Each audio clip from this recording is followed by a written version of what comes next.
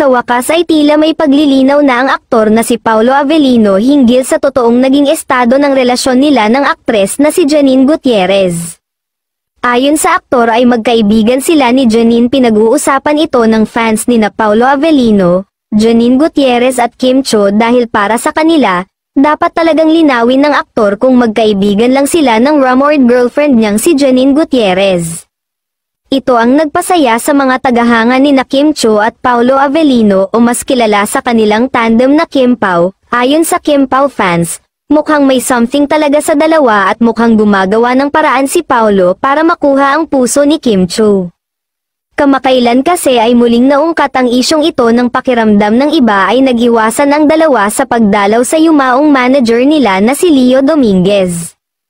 At sinasabing hanggang ngayon ay walang closure ang dalawa kaya tila nag-iwasan. May bulong-bulungan ding pinagseselosan noon ni Janine si Kim kaya raw naghiwalay ang dalawa. Ngayon nga ay malinaw na walang namagitan kina Paulo at Janine kaya't super happy naman ang madlang people lalo na ang Kim Pao fans. Ibang level na nga kasi ng closeness matapos mapaamin si Kim Cho na binubusog siya ng mga regalo ni Paulo at nasa ligawan stage na ang dalawa.